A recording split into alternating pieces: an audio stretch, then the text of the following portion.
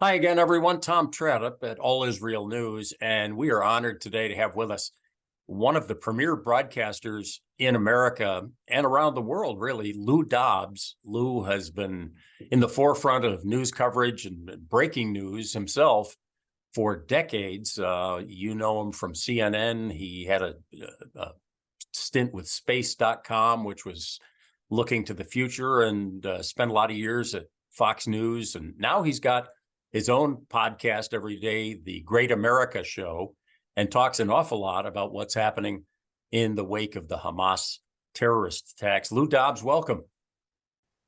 Great to be with you, Tom. Thanks so much.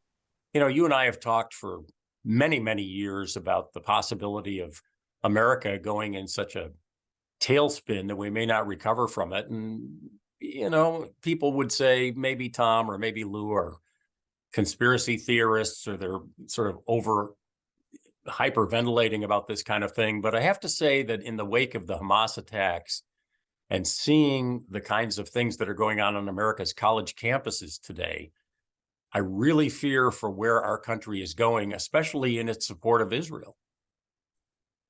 Yeah, the idea of conspiracy theories, but they become applied, don't they, when they come true? When we're looking at a government that is behaving as this is, the Biden regime, this is an embarrassment for us before all the world. It is a threat to everything this country stands for. Every American in his or her heart knows that this president is not fit for the job. He's not up to the job. And the fact is that he is following the dicta of Marxist Dems who've taken control of the Democrat Party. And the result is this embarrassment of seeing Tony Blinken in Israel asking Prime Minister Netanyahu for a humanitarian pause for Hamas, but not one, a series of pauses, as if he did not hear the Prime Minister when he said full well that they're going to destroy, the IDF will destroy Hamas. And I, for one, can't imagine that they missed that message. It's so bizarre to hear that, as you said, Lou, that they're asking or tiptoeing toward asking the Netanyahu government for a ceasefire or to allow more humanitarian aid, including fuel, into Gaza. And of course, everybody knows if fuel goes into Gaza, it will immediately be captured by Hamas and be used to fire more rockets into Israel. But it's almost as if the administration in Washington has sort of not taken History 101 or looked into even what the statements are made by Hamas and by their supporters around the world, which leads me back to the United States. When I see these Jewish college kids at Cooper Union University having to barricade themselves inside a library where Palestinian demonstrators are banging outside saying, "Let us in, let us in."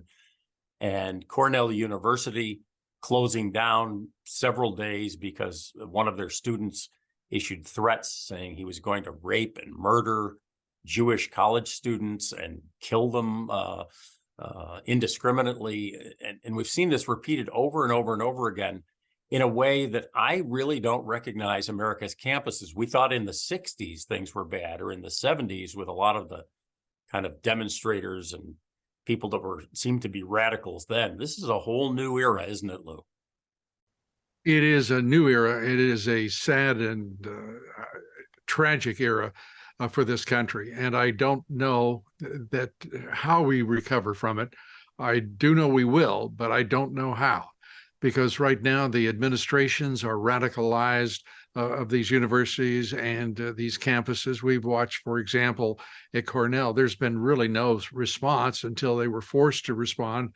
And this junior at Cornell who carried out these threats and they made those threats, at least thank God he did not carry them out, but calling upon others to slit the throats of Jewish students, to assail all of these students, all of those his classmates on Cornell's campus. It's just mind-boggling to think it could happen. But we're seeing it happen in campus after campus, professors who are radicalized in ways that we could not have imagined, shouting about their exhilaration at what is happening following the massacre of October 7th. These are incomprehensible responses to what is very clear. The extraordinary thing about this, that's all that's happening right down the United States, from the administration itself to these peculiarly radicalized students who are pro-Palestinian and they're anti-Israeli. There is a moral clarity here that is there for all to see. 1,400 Israelis killed. They were massacred by Hamas, a terrorist group. They're not a militant group. They're a terrorist group. And to have these people start talking about the Israelis as if they were the instigators and to blame for the violence. It is mind-boggling to me to think that the national media in this country is following in lockstep the themes, the narrative established by the radicalized left in this country, which is, by the way, in my opinion, perfectly aligned with the Marxist Democrat Party.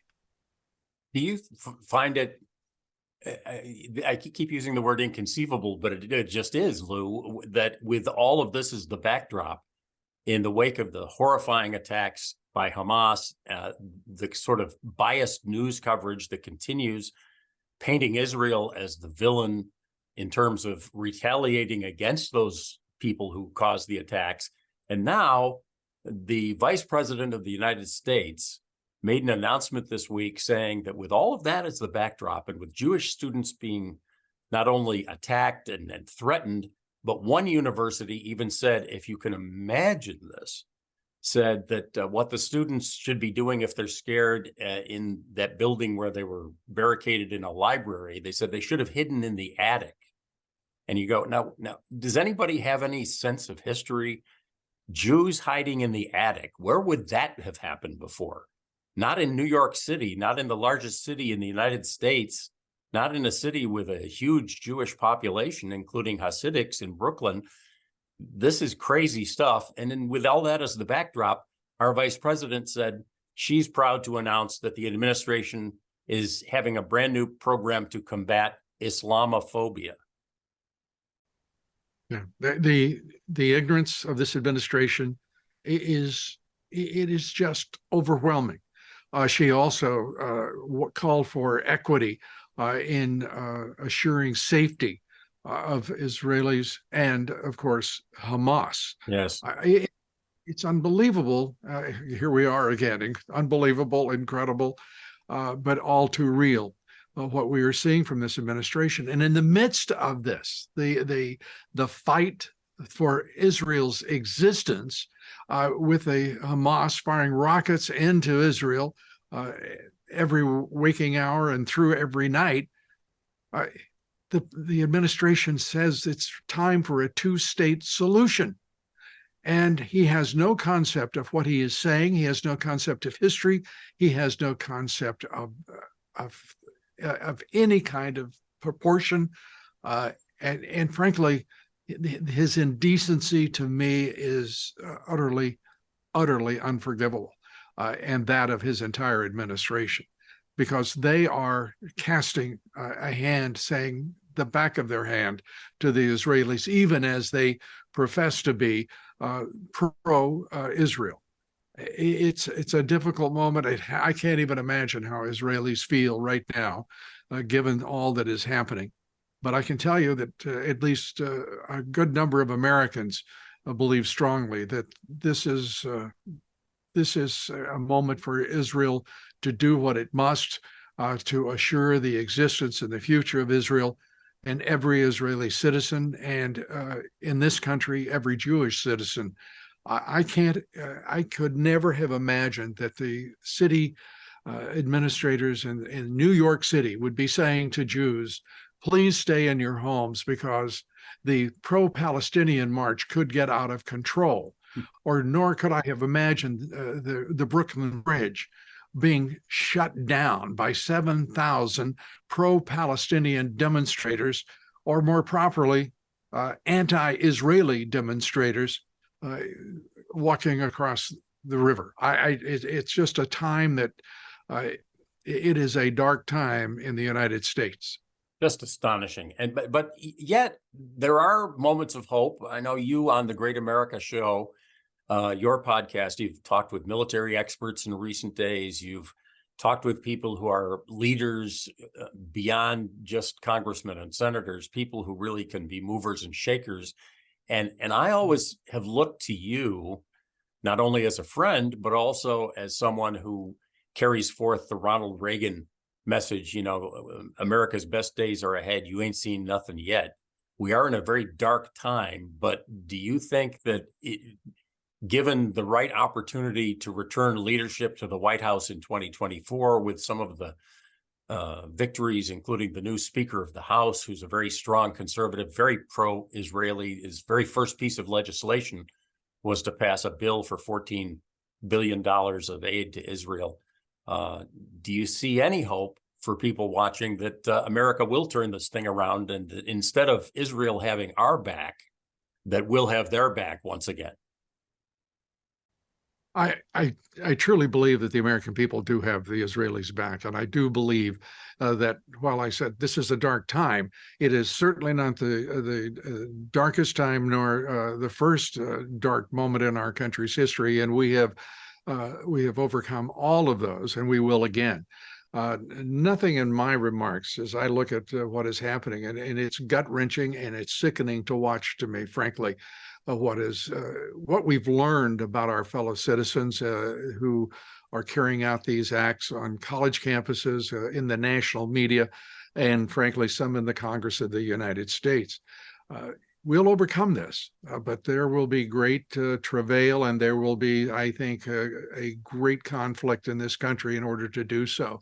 But it is first of all, it's a fight worth having within our society, and it's a fight we have to engage right now, because this kind of evil cannot be accepted. It cannot be ignored. Well, Lou Dobbs, you are always a voice for a strong America, and hopefully people who are watching and listening understand that a strong America also has to have a strong Israel with us as our partner in the Middle East. It's the only democracy in the Middle East. And so I'm very encouraged by hearing what you've ended with there. Tell us quickly how people can hear the Great America Show that you put out every day, and that what you think the future of ongoing communication is with the American people. Well, the show is called the Great America Show. I wanted everybody to know where I stand just from the moment they read the title. The Great America Show, it's on Apple podcasting platforms, all of the major platforms, and would be delighted for anyone to join us to see what our perspective, at least, on what is happening in the United States and around the world. It is decidedly a conservative outlook. It is a patriotic outlook, if you will. And I think with all of that, an even-handed and clear-eyed perspective on the world and world events. I hope that's what we bring each day. In terms of the future of communication and television and electronics, and whether we're talking about websites, podcasts, or cable news networks, or whatever we may, I've learned over the course of my career not to predict the future in terms of what lies ahead. From the time we founded CNN in 1980 to now, I could not have predicted that I could be able to communicate around the world with an iPhone and a little screen microphone at one end of it. Well, Lou, you're a real hero of mine. Always have been. I consider you a good friend, and we appreciate your time. And I know everyone at All Israel News has learned a lot from you, and we hope we can reach out to you once again. Anytime, Tom. Thanks so much, and it's great to see you, my friend. God bless you.